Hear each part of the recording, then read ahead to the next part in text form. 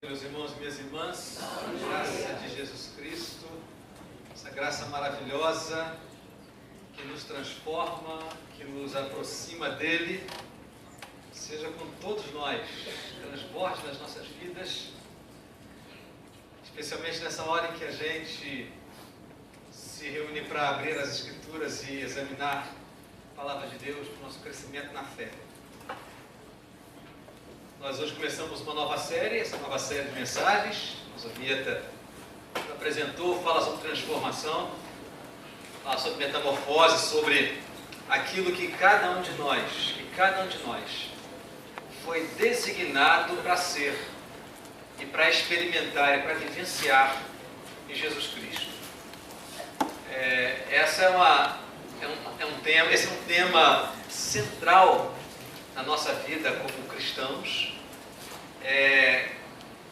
Certamente a partir da regeneração, a partir da obra maravilhosa de Jesus em nosso favor, esse é o ponto central da nossa caminhada cristã, da nossa vida de fé. A compreensão clara do que aconteceu com a gente, espiritualmente falando, é central para que eu e você possamos viver a vida que Jesus efetivamente quer que a gente viva e para a qual Ele deu a sua vida. Jesus Cristo deu a sua vida para nos fazer pessoas novas. Jesus Cristo se deu na cruz do Calvário muito mais do que para garantir uma entrada no céu. Ele deu a sua vida para mudar a nossa. A mudança da nossa vida custou a entrega da vida do Filho de Deus. E se nós, na nossa caminhada cristã, vivemos uma vida, vamos dizer assim, uma vida mais ou menos, nós, se fosse possível, nós estaríamos frustrando muito o coração do nosso Senhor. Não é possível porque Ele está acima disso, não é? O nosso Senhor está muito acima disso, de qualquer tipo de frustração. Aliás, o profeta Isaías já dizia que Ele verá o penoso trabalho da sua alma e ficará satisfeito. Então, o Senhor não tem frustração. Mas olhando pelo lado humano, falando pelo lado humano, nós sermos menos daquilo pelo qual Jesus se deu para nós sermos, geraria, em condições diferentes da que são, frustração no coração do nosso Senhor. Mas na verdade, quando nós não caminhamos uma vida de transformação, na verdade os grandes frustrados seremos nós, talvez sem perceber, talvez sem notar isso. Nós queremos nessa série exatamente falar sobre isso, sobre ir um pouco além daquilo que a média das pessoas entende a respeito do que Jesus, do porquê Jesus veio fazer a sua obra aqui. Existem duas maneiras de entender, de ver a obra de Jesus no mundo. Para aquelas pessoas que são cristãs, nós temos a compreensão inicial é de que a vida, a morte e a ressurreição de Jesus tem o efeito de nos reconciliar com Deus. Esse é o ponto básico da nossa fé. Nós, inimigos de Deus, por causa do nosso pecado, por causa do nosso distanciamento de Deus, nós fomos reconciliados com Deus porque o sacrifício de Jesus satisfez a justiça divina. Satisfazendo a justiça divina, como diz o escritor de Hebreus, ele abre um novo e vivo caminho para que a gente possa ter acesso a Deus. Esse acesso estava interrompido por causa do nosso pecado. O sacrifício de Jesus satisfez a justiça de Deus. Deus fez com que o preço do nosso pecado, a nossa culpabilidade, caísse sobre o seu Filho. E ele morrendo, o seu sacrifício expiou, ou seja, pagou o preço da nossa dívida, satisfez o nosso Deus justo. E então o apóstolo Paulo diz que não tem mais nenhuma condenação para aqueles que estão em Cristo Jesus. Não há condenação. Então muitas pessoas entendem, e não está errado não, que a obra de Jesus tem como finalidade nos reconciliar com Deus. Isso é verdade, mas é uma parte da verdade. Outras pessoas, via de regra aquelas pessoas que ainda não caminham num conhecimento mais próximo das Escrituras, pessoas que até creem em Jesus, acreditam em Jesus, mas têm uma fé, vamos chamar de uma fé popular, uma fé mais divulgada pela sociedade, não tanto pelo Evangelho, mas tem a ideia de que Jesus, a vinda de Jesus foi para dar para a humanidade uma referência de vida, uma referência de comportamento, de padrão de vida ética, em que ele ensina como nós devemos nos portar em relação ao nosso próximo, em relação à nossa maneira de conviver, como amar o outro. Isso também é verdade, mas não é toda a verdade. Jesus não veio apenas para dar para nós, nem apenas para nos religar a Deus, para derrubar a barreira de inimizade que havia entre nós e Deus, e tampouco veio apenas para dar para a humanidade uma referência de comportamento de vida. A obra de Jesus é uma obra extremamente mais profunda, radical e até assustadora, a gente pode dizer assim. Porque a intenção de Jesus, ao entregar a sua vida, foi além de nos reconciliar com Deus, nos permitir, nos possibilitar, resgatar a imagem de Deus em nós, que foi corrompida pelo pecado, pela separação de Deus. Nós vivemos um problema de essência, é que apesar da obra de Cristo ser totalmente eficiente, totalmente eficaz, ainda vivemos nesse mundo como pecadores, nesse mundo pecador. Então nós não perdemos essa característica de imperfeição nossa. Portanto, nós não retornamos àquela situação de perfeição do Éden. Nós não voltamos àquilo. Mas nós adquirimos uma nova possibilidade.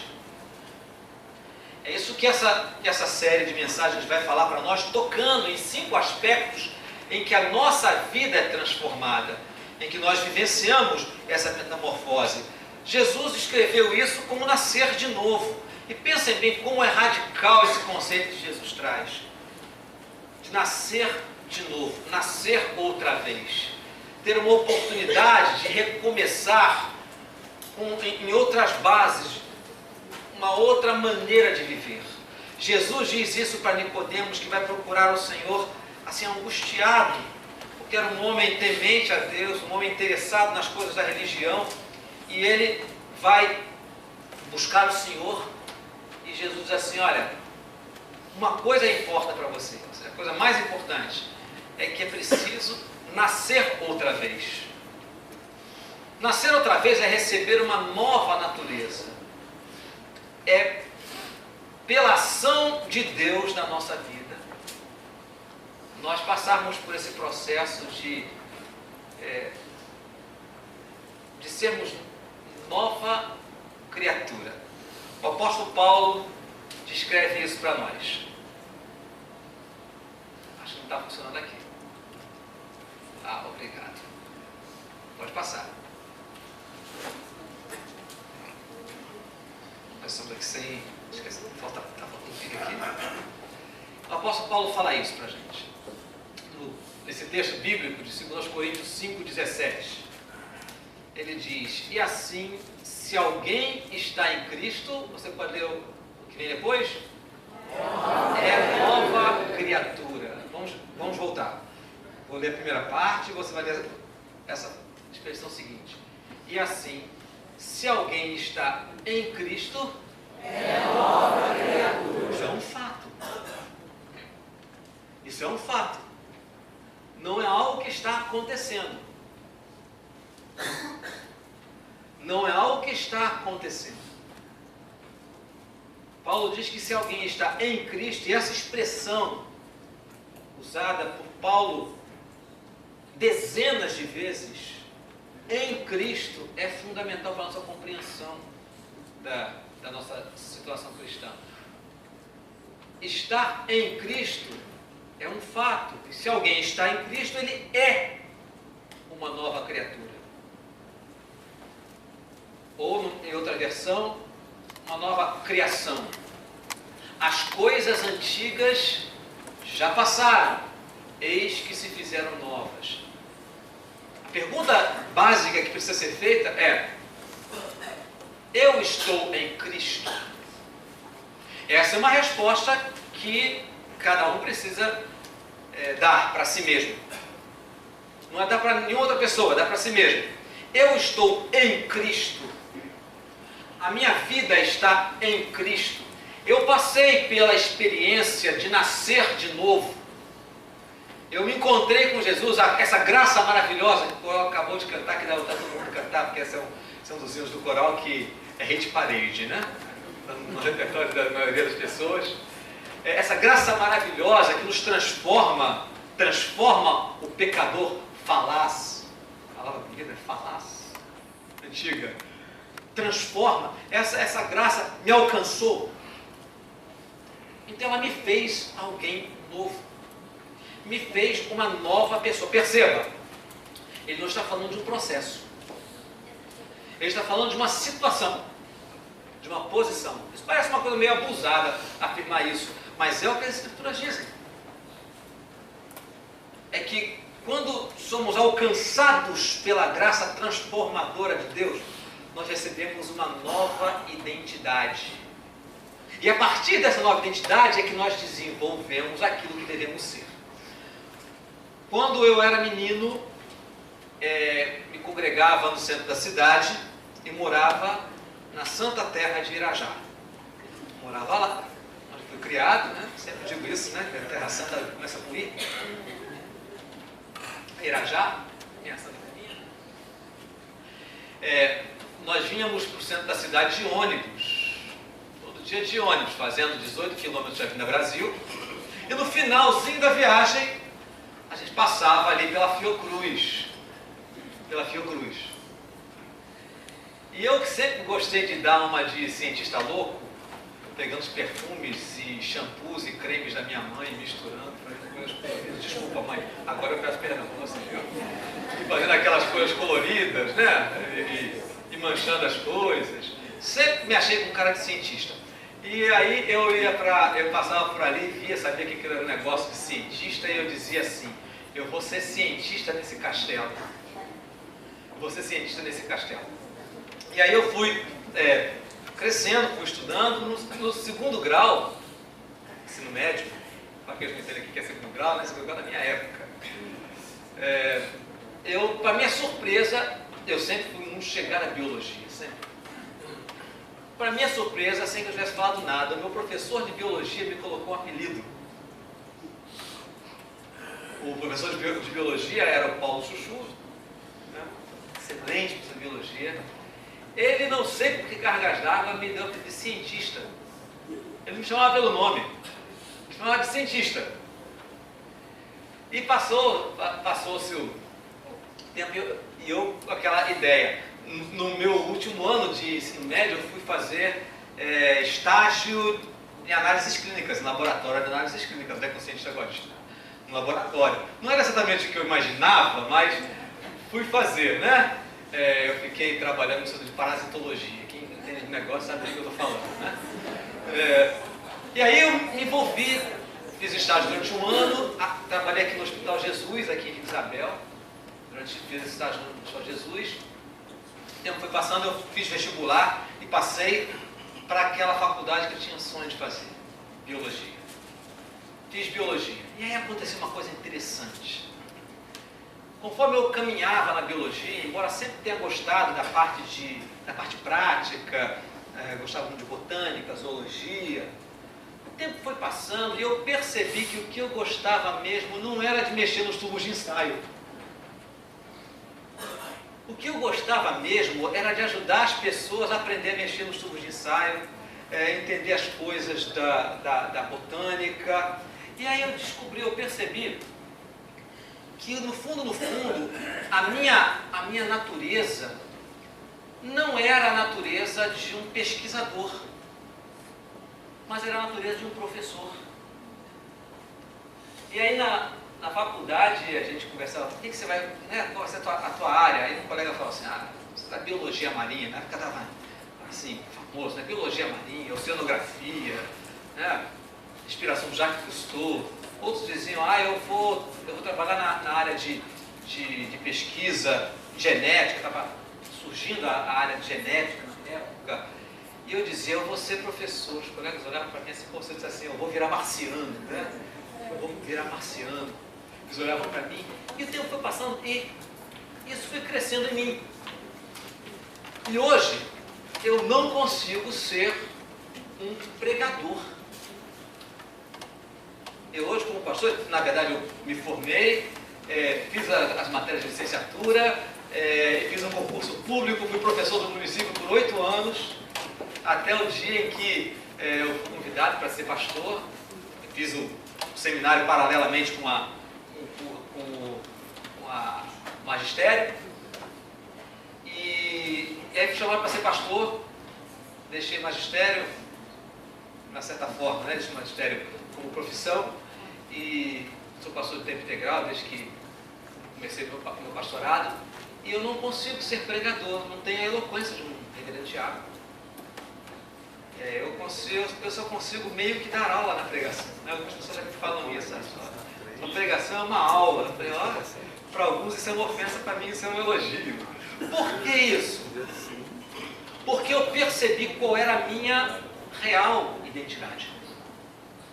Qual era a minha real natureza. Qual é a minha real inclinação. O que eu recebi para ser. O que foi plantado em mim de uma forma inata, que eu só fui percebendo ao longo da minha caminhada. Mas conforme eu fui amadurecendo, eu percebi que dentro do campo da biologia, o meu caminho era o ensino. Hoje, no caminho do pastorado, no campo do pastorado, o meu caminho é o ensino. Porque eu entendo que eu poderia fazer pesquisa, mas na verdade, eu sou um professor. Eu sou um professor. A minha essência é esta. A minha identidade é esta. Assim também, aqueles que são de Cristo receberam uma identidade. E aquilo que fazem, aquilo que praticam, a forma como vivem, precisa derivar da sua identidade, de quem somos. O que ocorre é que muitos de nós têm uma compreensão de que ser cristão é você realizar algumas coisas. De que ser cristão, você se torna cristão ao viver de uma certa maneira. Você se torna cristão ao praticar algumas coisas. Mas na verdade, há uma sutil diferença, mas ao mesmo tempo extremamente profunda, é que nós não nos tornamos cristãos porque praticamos determinadas atitudes cristãs. Nós praticamos determinadas ações cristãs, vivemos cristamente, porque algo aconteceu em nós.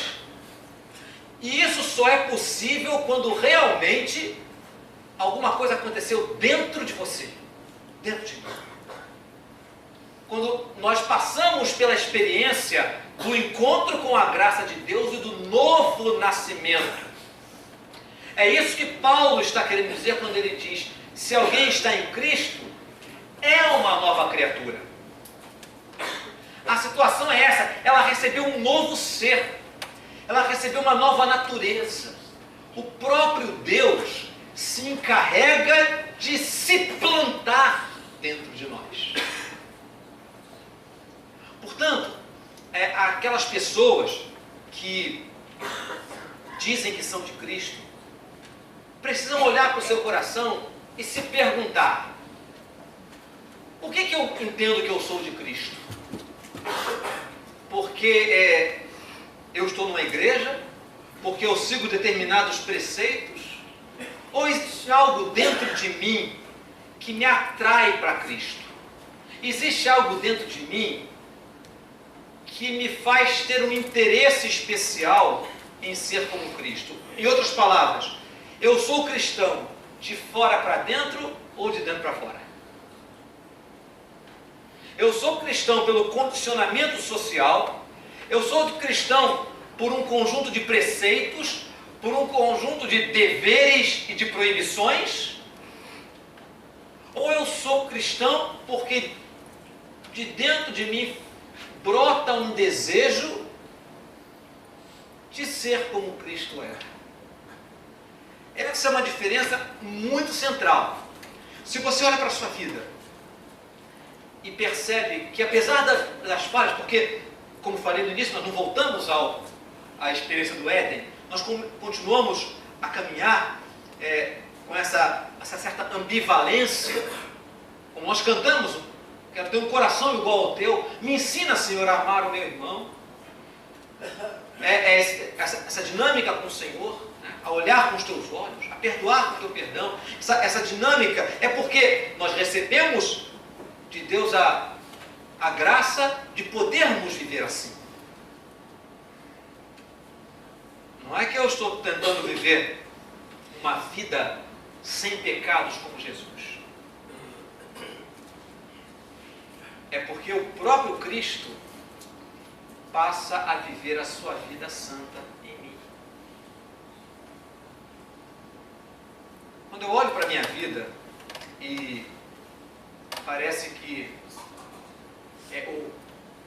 os meus defeitos, as minhas dificuldades estão sempre me passando uma rasteira, ou seja, que parece que o pecado controla a minha vida, dá a impressão, é fácil a gente concluir que a nossa identidade fundamental é a de pecadores.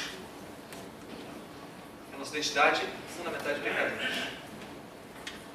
Mas isso parece muito mais razoável do que a gente se considerar santos. Mas não é isso que a Bíblia diz. Talvez a pessoa que tenha falado isso de uma forma assim, mais singela e mais bonita, geralmente as coisas simples são as mais bonitas, foi Lutero, quando ele disse que o cristão é ao mesmo tempo justo e pecador. Pecador pela sua natureza original, justo porque Cristo nos revestiu da sua justiça e plantou em nós a sua semente. Plantou em nós a sua semente. Portanto, como falei no início, Deus não quer apenas nos reconciliar com Ele através de Cristo. Deus quer nos transformar. Ele não retira de nós só a culpa do pecado. Ele retira de nós o poder do pecado. Eu queria que você abrisse a Bíblia em um versículo que é central para a gente entender isso. O versículo de 2 Coríntios 5,16, não, ainda não é esse texto. 2 Coríntios 5,16, 5,17, ele fala para nós da nossa situação. Mas há uma passagem fenomenal em Romanos, capítulo 6, que deve abrir os nossos olhos, arregalar os nossos olhos, porque é uma realidade que a gente não pode ignorar. Falei o capítulo, não falei? Romanos 6, mas não vou falar de versículo não. É uma realidade que às vezes a gente se surpreende, mas é uma verdade bíblica para dizer que você que realmente pertence a Jesus Cristo, você que realmente é dele, você que realmente de coração, com toda a confiança, com toda a dedicação, respondeu ao Evangelho com clareza, compreendeu o Evangelho, entregou a sua vida em confiança a Deus, dizendo: não sou mais dono de mim mesmo, não sou mais dono de mim mesma, eu pertenço a Jesus Cristo. Se você fez isso, essa é uma realidade que a Bíblia diz que se aplica a você. Capítulo 6, diz assim no versículo 5: Porque se fomos unidos com Ele na semelhança da sua morte, certamente seremos também na semelhança da sua ressurreição. Sabendo isto, que foi crucificado com Ele o nosso velho homem, para que o corpo do pecado seja destruído e não sirvamos o pecado como escravos. Porque quem morreu está justificado do pecado. E veja o versículo 12. Não reine, portanto, o pecado em vosso corpo mortal, de maneira que obedeçais às suas paixões. Se você gostou na leitura, você vai ver isso com uma clareza cristalina. O que Paulo está querendo ensinar para nós é o seguinte: que uma vez que nos encontramos com Cristo, com o Senhor crucificado, com o sacrifício de Jesus, confiamos no que Ele fez por nós. Agora, irmãos, veja só, confiamos de coração. Estou falando, concordamos com a doutrina. Confiamos mesmo no que Cristo fez por nós. Eu compreendi o valor do que Cristo fez por nós, e a minha vida passa a viver em função disso. Ele morreu por mim, para que eu não viva mais para mim mesmo, mas para aquele que por mim morreu e ressuscitou. Se isso passou, se essa é uma experiência pela qual você passou, o que a Bíblia diz claramente é que nós fomos crucificados com Ele. E ao sermos crucificados com Ele, o nosso velho homem está na cruz. Ou seja, a nossa natureza pecaminosa está na cruz. Isso não quer dizer que nós não pequemos mais, mas quer dizer que nós passamos por uma experiência de mudança de servidão. Ou seja, nós éramos escravos do pecado. Em outras palavras, nós não tínhamos pecado, era o pecado que nos tinha. Ele que nos dominava. Nós estávamos debaixo do império das trevas. Paulo fala isso em Colossenses. Nós estávamos debaixo do império das trevas, dominados, escravizados. Mas no momento em que o nosso velho homem, aquele que era escravo, foi crucificado com Cristo, embora nós tenhamos as cicatrizes do velho homem, embora nós não tenhamos nos tornado perfeitos em toda a nossa conduta, porque estamos nesse contexto caído, nós não somos mais escravos do pecado. É o que Paulo está falando aqui. Paulo está dizendo, não reine, portanto, o pecado em vosso corpo mortal. Não reine, portanto, o pecado no vosso corpo mortal. E vou continuar aqui a leitura do versículo 13. Nem ofereçais cada um os membros do seu corpo ao pecado como instrumentos de iniquidade, mas oferecei-vos a Deus como ressurretos dentre os mortos, e os vossos membros a Deus como instrumentos de justiça. Porque o pecado não existirá em vocês? Não é isso que ele está dizendo. Ele está dizendo, o pecado não terá domínio sobre vocês. Porque não estáis debaixo da lei, e sim da graça. Ou seja, aquele que é de Cristo. Perceba, eu estou evitando a expressão o cristão, porque quando a gente pensa no cristão, a gente pensa na pessoa que está numa igreja cristã. Não é disso que eu estou falando. Quem pertence a Cristo, quem está em Cristo, recebe de Cristo a natureza de Cristo, que nos permite fazer as escolhas de Cristo. Nós não somos mais escravos do pecado. Cristo nos libertou para servirmos a Ele. É por isso que, se você olhar no Novo Testamento, não consegue compreender um cristão que permanece numa vida de pecado. O Novo Testamento percebe e admite o cristão que tropeça. João fala isso na sua primeira carta. Ele diz assim, se nós dissermos que nós não temos pecado, nós estamos nos enganando e fazendo Deus mentiroso. Mas, se andarmos na luz, como Ele está na luz, temos comunhão uns com os outros, e o sangue de Jesus, seu Filho, nos purifica de todo pecado. Isso é 1 João 1. No primeiro versículo de 1 João 2, ele diz assim, filhinhos, estas coisas eu estou escrevendo para que vocês não pequem. para que vocês não pequem. É possível? É possível? É possível, irmãos. É possível. É possível. Se toda... Mas o versículo não acaba aí. Calma. Meio versículo é heresia, né? Meio versículo produz uma heresia maravilhosa.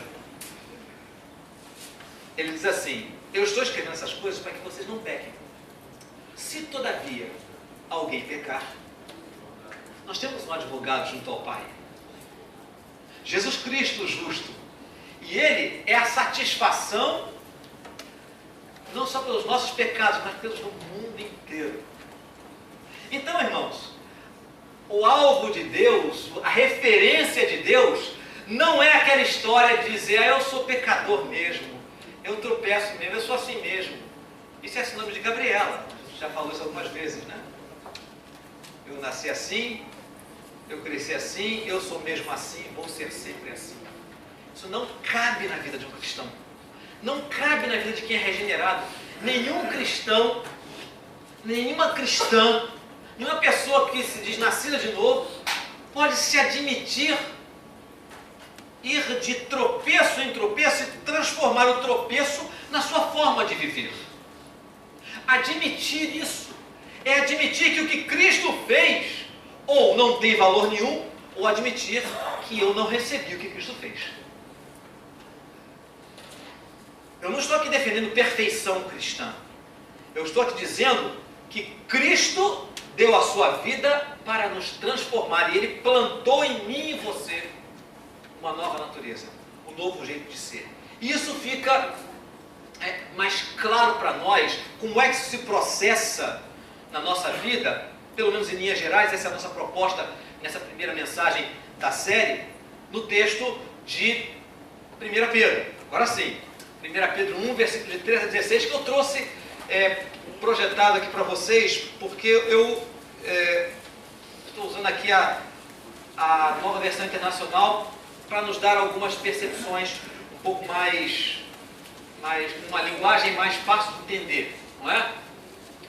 Vejam só o que diz o apóstolo Pedro, 1 Pedro 1, de 13 a 16. Ele diz assim: portanto, estejam com a mente preparada, prontos para agir, estejam alertas e coloquem toda a esperança na graça que lhes será dada quando Jesus Cristo for revelado. Volta. Até aí. Ele está dizendo assim, especialmente no final desse versículo, quando ele diz: coloquem toda a esperança na graça que lhes será dada quando Jesus Cristo for revelado. Ele está falando do final dos tempos, quando Jesus voltar. Ele está dizendo assim: quando Jesus voltar, a graça de Deus será plena sobre vocês.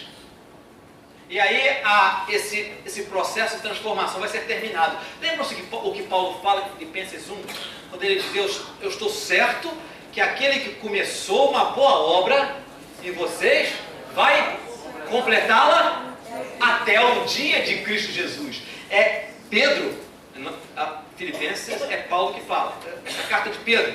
Pedro diz a mesma coisa em outras palavras. Ele diz: olha, existe um final desse trabalho, coloquem a esperança de vocês na graça final, porque o trabalho de aperfeiçoamento de Deus na sua vida é contínuo, vai terminar. Então não precisa ficar desesperado achando que se você não se torna perfeito nesse mundo, que não vai entrar no céu. Não é isso. Ele diz: a graça vai ser revelada plenamente, vai ser dada plenamente quando Cristo for revelado, quando Ele voltar. Você será aperfeiçoado. Então coloque a sua esperança nisso. Não se desespere porque você não é perfeito, porque você não é perfeita. Coloque a sua esperança nisso, porque o trabalho de Deus vai se construir. Você vai subir, está subindo um caminho de transformação, de aperfeiçoamento. Mas aí ele diz assim: estejam com a mente preparada, prontos para agir. Ele está falando para pessoas que já receberam alguma coisa que lhes dá a condição de caminhar adequadamente. Agora, sequência do texto.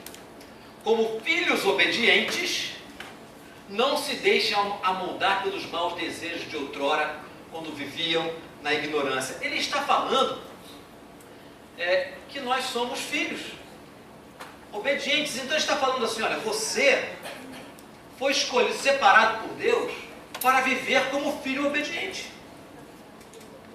Como filho obediente. Não fique admitindo que você é um filho desobediente, que a sua natureza é ser uma pessoa desobediente. Pode ter sido, quando vocês viviam na ignorância. O que Paulo está dizendo é isso, olha, não se amoldem, não se deixem amoldar pelos maus desejos de outrora, quando vocês viviam na ignorância, sem conhecer Deus, sem conhecer o Evangelho. Vocês viviam na ignorância, distante de Deus, aí sim, vocês viviam de acordo com aquele estilo de vida, como desobedientes. Mas vocês agora são filhos obedientes. Não se deixem amoldar pelos desejos de outrora, quando viviam na ignorância. Seguindo. Mas assim como é santo aquele que o chamou, sejam santos vocês também em tudo que fizerem, pois está escrito, sejam santos porque eu sou santo.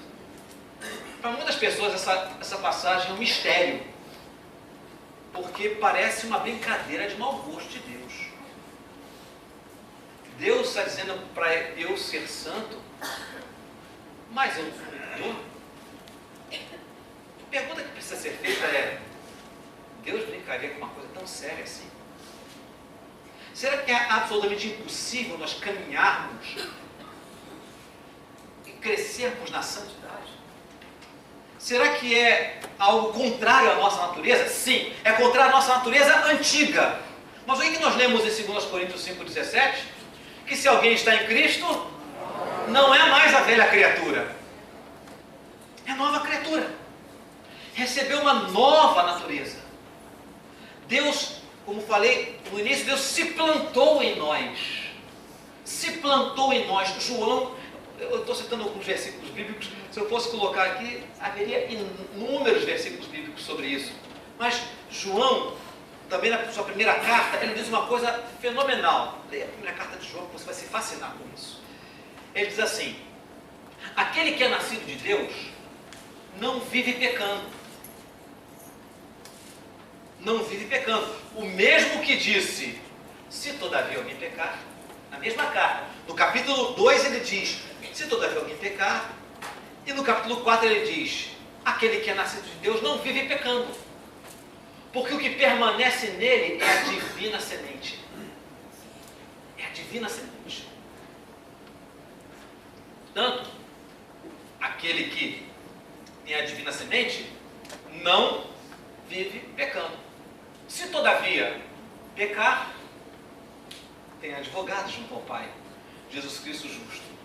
A cruz é maravilhosa, irmãos.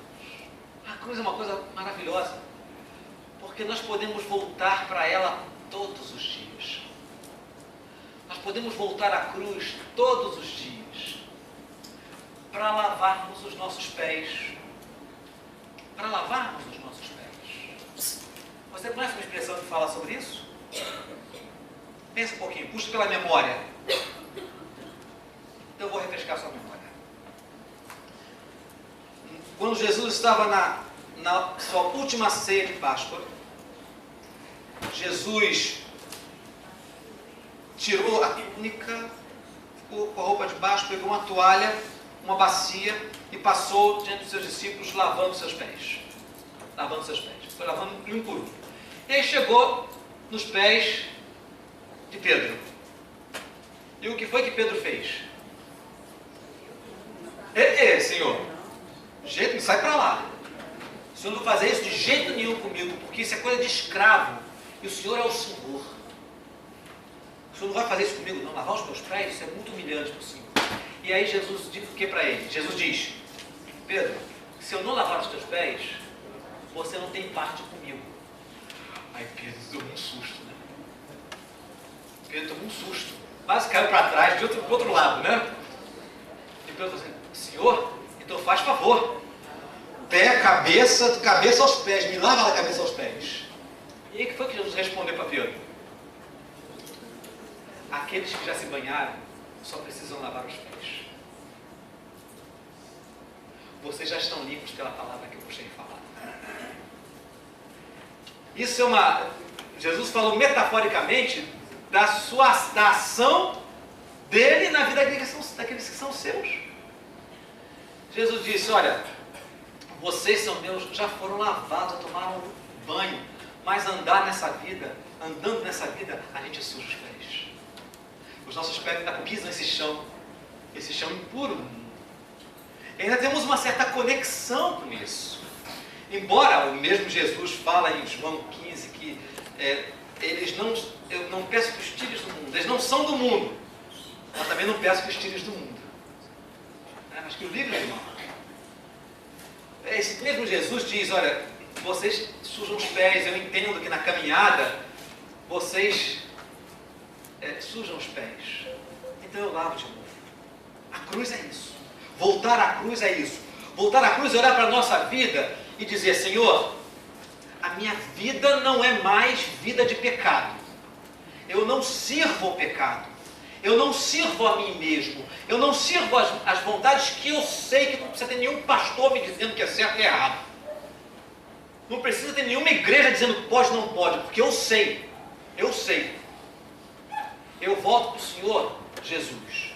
Volto para a tua cruz para lavar os meus pés no teu sangue.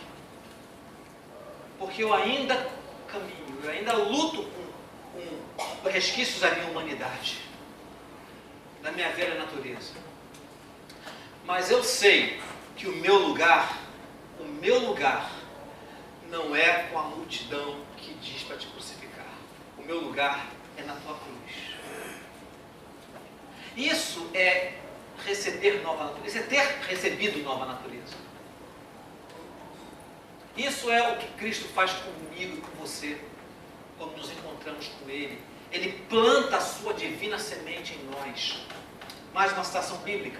Quando Jesus estava, tudo em João, quando Jesus estava se despedindo dos discípulos, Ele disse assim, olha, é bom para vocês que eu vá. Porque se eu não for, eu não vou enviar o Consolador. É o Espírito da verdade, que o mundo não pode receber, porque não vê nem o conhece.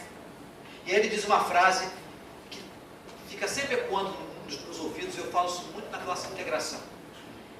Ele diz assim, vocês o conhecem, porque ele habita convosco e estará em vós. Essas duas preposições marcam a diferença.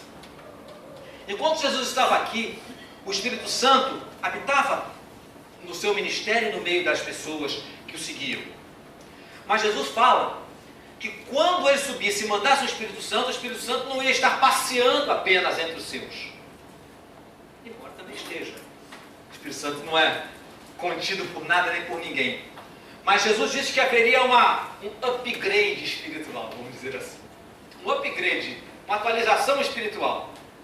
O Espírito Santo, que estava com eles, passaria a morar neles, dentro deles. E a partir de Atos capítulo 2, quando o Espírito Santo desce, o ministério do Espírito Santo passa a ser um ministério interior constante na vida de cada cristão. Essa é a santa semente, é a marca de Cristo, que não se adquire por se estar frequentando uma igreja. Mesmo presbiteriana, que é maravilhosa essa igreja presbiteriana. Mesmo presbiteriana. Não é assim que se recebe a santa semente. A santa semente se recebe quando eu admito meu pecado, quando eu admito que estou perdido, distante de Deus, e só pelo sacrifício de Jesus a minha dívida pode ser paga. Só nele, só o sangue dele, só o sangue de Jesus pode satisfazer a justiça divina. Eu coloco a minha fé no sacrifício de Cristo. Eu percebo a minha necessidade, isso se chama arrependimento. Eu percebo a minha radical perdição, isso se chama arrependimento. E olho para Cristo, o que Ele fez por mim, e admito de todo o meu coração que só o que Ele fez lá na cruz por mim é capaz de satisfazer o Deus de quem eu estou divorciado. Isso se chama fé. Eu coloco a minha confiança em Cristo, que apenas o sacrifício de Cristo pode me lavar dos meus pecados, pode quebrar as cadeias que me prendem a essa inclinação terrível para viver longe de Deus, que é o que Pedro está falando de os tempos que a gente vivia na nossa ignorância, distante de Deus, sem conhecer a Deus.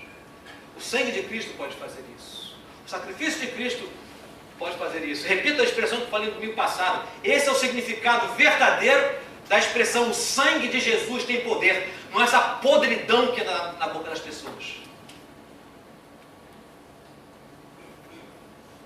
Não é essa blasfêmia que anda na boca das pessoas. O sangue de Jesus tem poder para mudar a minha vida.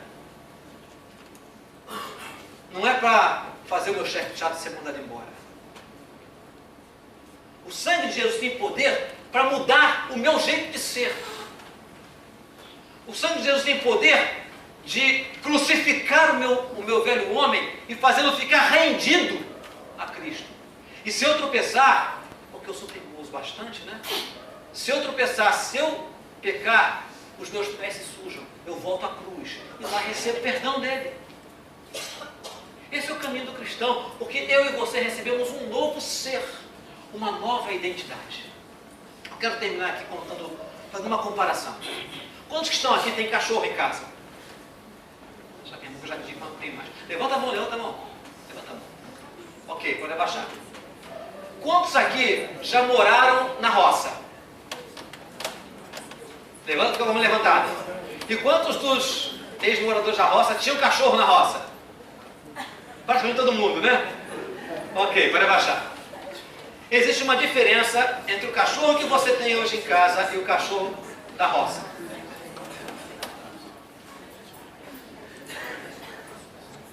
Se você soltar o seu cachorro hoje na rua,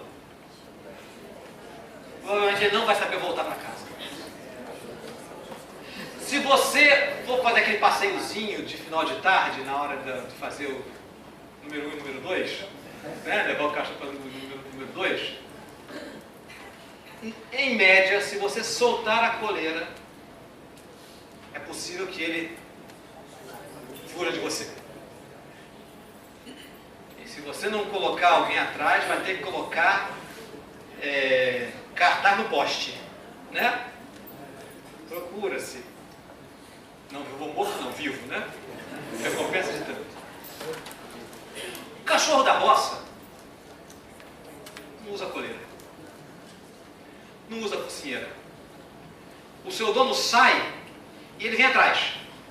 O seu dono vai capinar a roça e o cachorro está fungando em volta. Aí, de repente, o cachorro some. O dono nem chama o cachorro, acabou o dia, vai embora para casa. Dali a uma hora o cachorro aparece de volta em casa. É mais ou menos isso. Eu não sou cachorro, não. Nem você. Nem você. Mas dá para entender a diferença no que diz respeito à natureza. A natureza. O cristão sabe que pode fazer qualquer coisa. Não existe nenhuma proibição para os cristãos. É isso que Paulo quer dizer quando ele diz que todas as coisas que são lícitas. Essa é uma expressão. Não vamos passar na parte ainda não. Vamos destacar isso para a gente entender isso. Não é. Isso é assustador. Pastor não devia falar isso não. Porque, opa, liberou geral, pastor. Mas é o que Paulo diz claramente: todas as coisas me são lícitas. Eu tenho liberdade para fazer qualquer coisa. Mas nem todas as coisas me convêm. No outro versículo ele começa dizendo: todas as coisas me são lícitas, mas eu não me deixarei dominar por nenhuma delas. Por quê? Porque quem me domina é o Espírito de Cristo. Quem me domina é a nova natureza, é o novo ser que eu recebi. Eu sei que posso caminhar. Eu sei que posso andar com liberdade. Eu tenho liberdade para viver. Por isso o cristão, a pessoa genuinamente cristã, que se encontrou com Cristo, é um novo tipo de pessoa. Funciona num outro modo de operação. É uma nova criatura mesmo. É o ser mais livre que existe. As pessoas olham e dizem assim: poxa, você é um castrado, hein? Você é uma pessoa, tem uma castração terrível, não pode isso, não pode aquilo. Infelizmente, muitos cristãos acham que é isso mesmo, que é pode, não pode. Pastor, o cristão pode beber? Pastor, o cristão pode fumar? Ora, você não tem boca? Pulmão?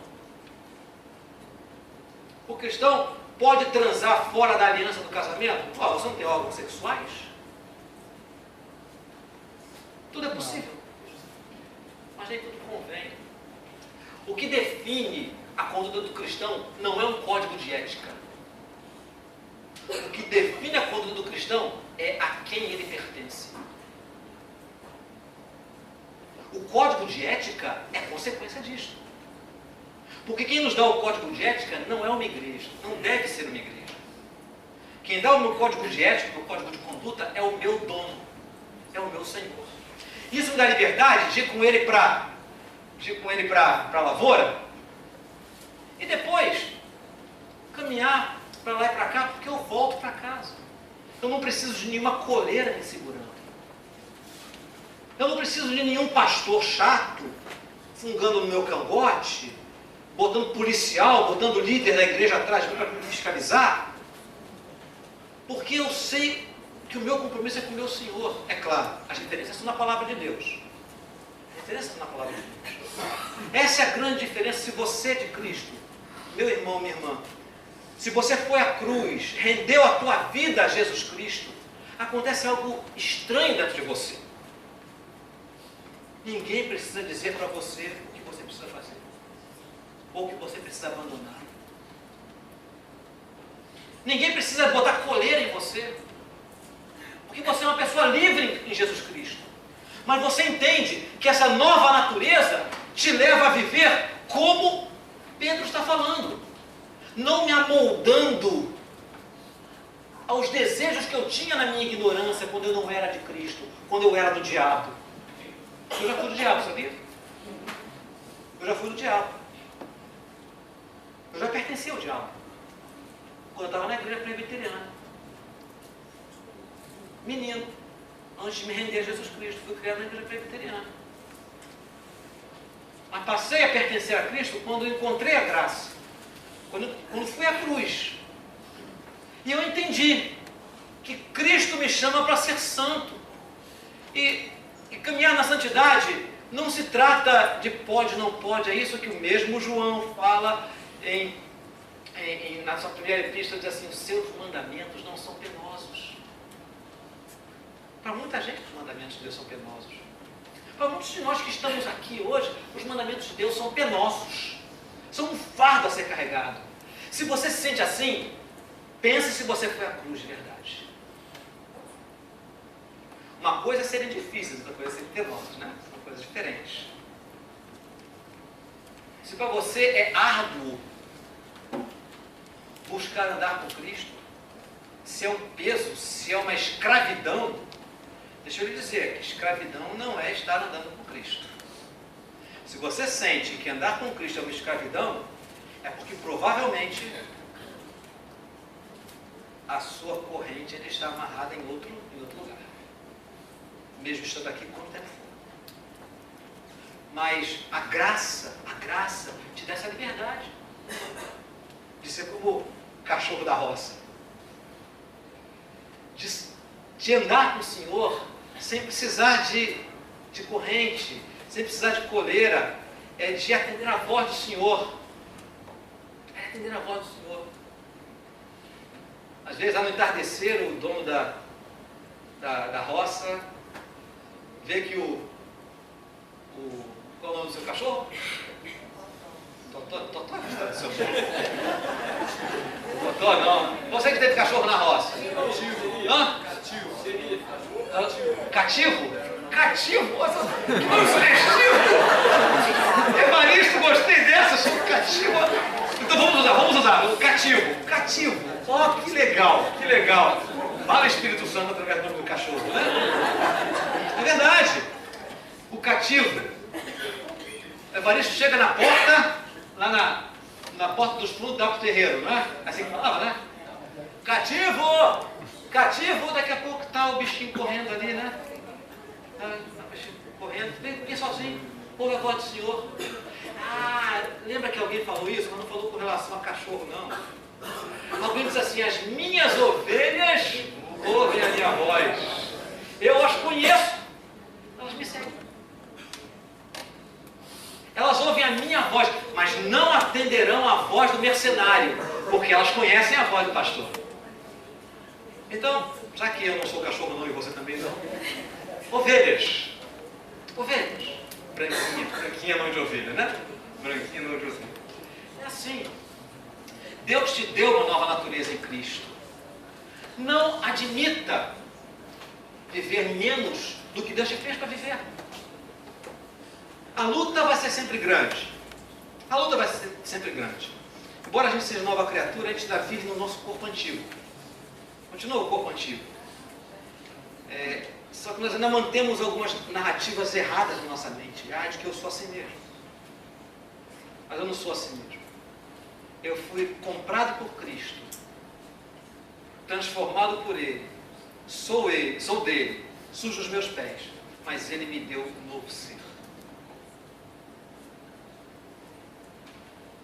Nós precisamos aprender a viver a partir dessa nossa nova natureza. A questão da nossa vida não é performance, o que a gente aparenta ser, nem é necessariamente a nossa resistência, a nossa capacidade de lutar contra o pecado. O centro dessa nossa nova vida em Cristo, que brota de Jesus, que brota da cruz, é se o nosso coração tem amado mais o Senhor do que a nós mesmos. É aí que a resposta tem que ser dada. É porque o nosso coração tem se enamorado. Se é pelas nossas vontades, pelos nossos projetos, ou se é pelos projetos do Senhor. Esse nosso mundo que anseia por paz, por beleza, por harmonia. Existe uma necessidade desesperadora de gente que sejam referências de perdão, de amor, de cuidado, de generosidade, de ética. Essas pessoas são aquelas pessoas fracas como eu e você, a quem o poder de Deus aperfeiçoa. Porque o poder de Deus se aperfeiçoa na fraqueza. Mas eu e você não fomos destinados a andar nos arrastando, nos rendendo ao pecado. Você em Cristo recebeu um novo ser. Você é uma pessoa livre. Livre para dizer não ao pecado. E o que é pecado? Irmão, não sou eu que tenho que te dizer isso não. Isso é pecado, pastor? Não sou eu que tenho que te dizer isso. Não sou eu que tenho que te dizer isso. Não são os líderes da igreja que têm que te dizer se isso é pecado ou se isso não é pecado. O que nós líderes da igreja precisamos fazer é te ensinar a Bíblia. Te ajudar a estudar a Bíblia, a compreender a Bíblia. E você, se ama Jesus Cristo, você vai procurar conhecê-lo nas Escrituras. Se você ama a Deus, você vai procurar conhecer o teu Senhor nas Escrituras. E vai procurar ouvi-lo nas Escrituras. E você vai entender os limites da sua obediência. Você vai entender o que você precisa fazer, o que você não pode fazer. Se tiver dúvida, pode conversar. Pode conversar comigo, pode conversar com os presbíteros, pode conversar com seus irmãos e irmãs em Cristo. Mas a decisão não pode ser delegada para ninguém. O discernimento não pode ser delegado para ninguém. Porque você tem a santa semente. Se você pertence a Cristo, você tem a Santa Semente. Hoje eu quero que você saia daqui com duas reflexões. A primeira delas é: você tem prazer em viver de uma forma nova? Essa é a primeira pergunta a ser respondida. Se a tua alegria está em viver de uma forma nova, ou se isso é um peso para você. Se isso é um peso para você, busque a Cristo. Entregue-se a Ele, porque você precisa nascer de novo. Eu não estou falando se você consegue viver. Eu estou falando se você tem desejo dele. Se você não tem desejo, busque a Cristo. Busque a Cristo. Se arrependa dos seus pecados e reconcilie-se com Deus. Se você olha para a sua vida, e como o apóstolo Paulo falou, capítulo 7 de Romanos, você encontra em você uma força lutando contra o teu desejo de fazer o que é certo. Olha só, Paulo fala isso em Romanos 7. Ele tem desejo de fazer o que é certo, mas tem dificuldade de fazer. Ele diz assim: não sou eu, não é a minha nova natureza, é o pecado que habita em mim. Aí então, nós vamos dar os novos passos, a partir do novo ser que você tem. Se você tem o desejo de seguir a Cristo, ama a Cristo, mas encontra dificuldade, tem pontos de fragilidade na sua vida, tem calcanhares de Aquiles, todos nós temos calcanhares de Aquiles, a área que somos mais fracos.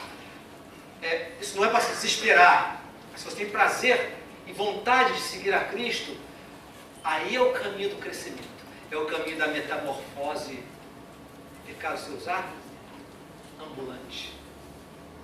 Não no sentido do Raul Seixas, né? Não no sentido do Raul Seixas, que é alguém que não queria ter uma ideia formada sobre as coisas, mas é ser continuamente transformado. Continuamente transformado. Mas isso é tema para as próximas mensagens. Hoje à noite, nos próximos domingos, nós vamos compartilhar sobre isso. Deus abençoe, meu irmão, minha irmã, que você seja desafiado de olhar para a sua vida e fazer essa avaliação a respeito do novo ser que Jesus Cristo veio para te dar. Graça e paz. Amém.